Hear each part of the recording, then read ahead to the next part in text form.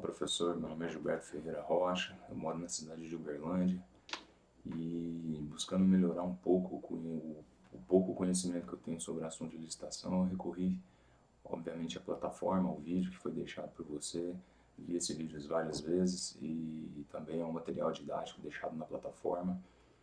Tentei responder as questões que foram dadas, né, para levar a gente a ter um entendimento maior, a abrir a nossa mente sobre o assunto.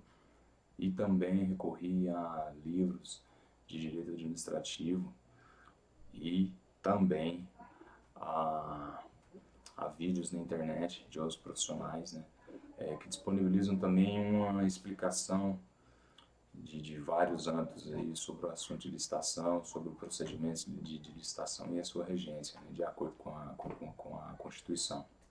Então foi esses os mecanismos que eu utilizei para tentar ampliar o meu conhecimento sobre o assunto.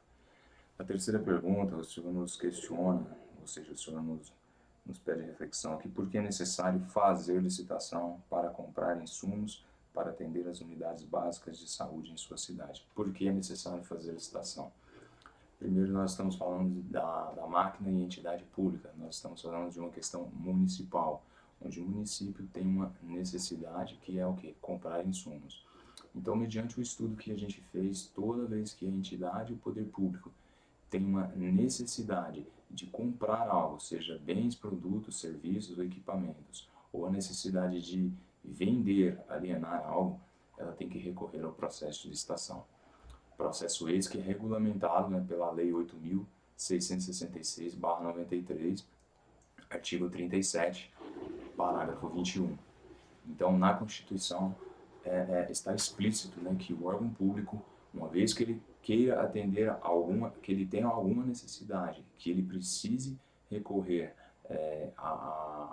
recorrer a outras entidades para suprir uma necessidade, ele tem que recorrer ao processo de licitação. E qual o objetivo desse processo de licitação? Obter a proposta mais vantajosa. E sabemos nós que a proposta mais vantajosa nem sempre é a proposta mais barata, financeiramente falando. Então nós temos que encontrar a proposta mais vantajosa para o Estado, ou seja, tendo a relação custo-benefício, ok? Então essa deve ser a maior preocupação da entidade pública a recorrer a um processo de licitação. Suprir a sua demanda, encontrando, é claro, a proposta mais vantajosa, agindo dentro de uma legalidade, de procedimentos, de atos administrativos, né?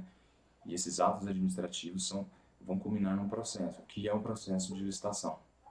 Então, respeitando todo esse mecanismo, agindo dentro de uma transparência isonômica, de legalidade, de obrigatoriedade. Então, assim deve ser feito. No segundo momento, nós somos perguntados quem deve fazer a licitação para a compra de insumo para atender as unidades básicas de saúde em sua cidade. Quem deve fazer? Quem deve recorrer ao processo de licitação? Toda a administração pública, toda a administração direta ou indireta.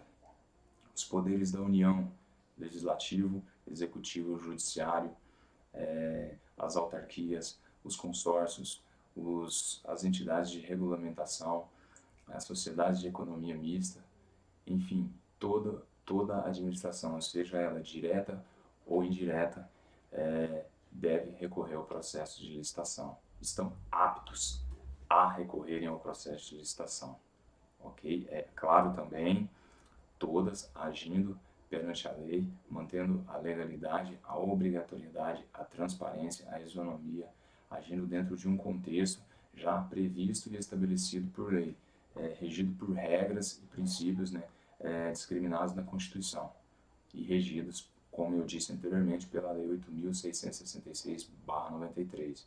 Ok? Essa é a cartilha das entidades e do agente público, né, ao recorrer ao processo de licitação, correto? E a seguinte pergunta: quais normas, regras e princípios devem ser observados pelo sujeito indicado na questão anterior? O processo de licitação ele é regido por vários princípios. As regras e princípios já estão dentro da Constituição.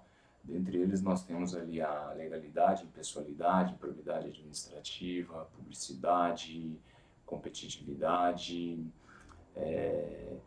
vínculo, me fugiu aqui, vinculação, instrumento convocatório, sigilo das propostas. Nós temos um outro aqui também que eu não consigo, adjudicação compulsória ao vencedor. Então, o que acontece? A pessoa, o agente que vai recorrer ao processo, aos atos administrativos e procedimento de licitação, deve se atentar a esses princípios. Legalidade, o processo tem que ser legal, ser feito dentro de uma legalidade, dentro de um conceito, dentro da lei, né? Dentro de preceitos já estabelecidos pela lei. O processo deve ser também impessoal, agido dentro de uma subjetividade. Não pode ser o eu acho, eu vou fazer assim, eu quero assim. Não. Ele tem que agir buscando o que? A melhor proposta, a proposta mais vantajosa. Por quê? Ao ente público. Então não existe a sua, qual é o seu, não existe achismo. Ele tem que agir dentro das regras já pré-determinadas.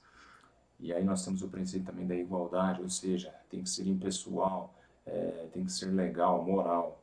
Não existe o eu, mas existe, como eu falei anteriormente, é um processo obrigatório, legal, dentro de uma moralidade, dentro de um embasamento já pré-definido. O princípio também da publicidade, nós estamos falando, ou seja, é um ato público, então esse ato tem que ser tornado público, feito dentro de regras, de condições, de critérios, né? Não pode ter regras minhas, como disse, não pode haver achismo, não pode haver subjetividade, né? Então, tem que ser público, ok? Nós temos também o princípio da probidade administrativa, é um ato moral, é um ato que é feito dentro de uma cadeia, dentro de princípios.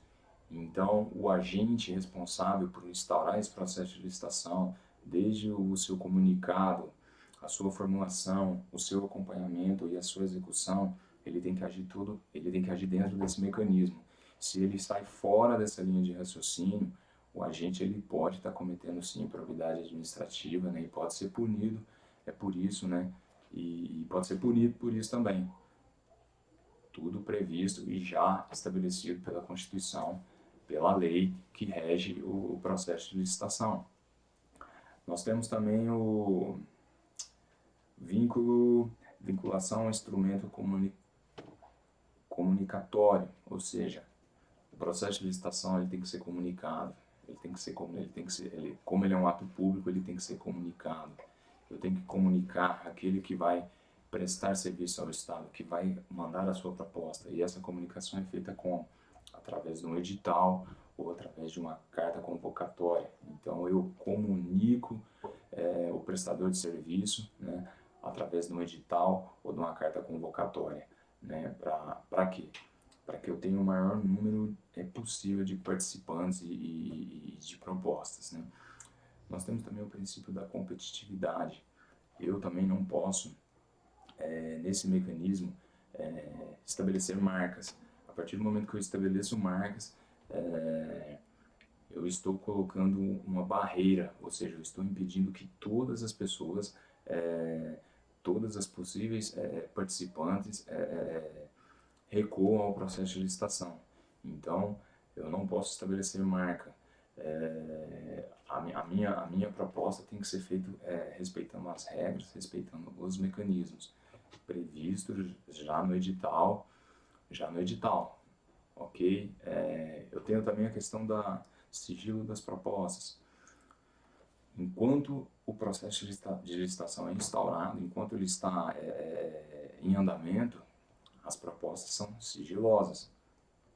Após o término do prazo e da abertura das propostas, aí sim elas serão apuradas e aí eu tenho a proposta vencedora e as propostas classificadas.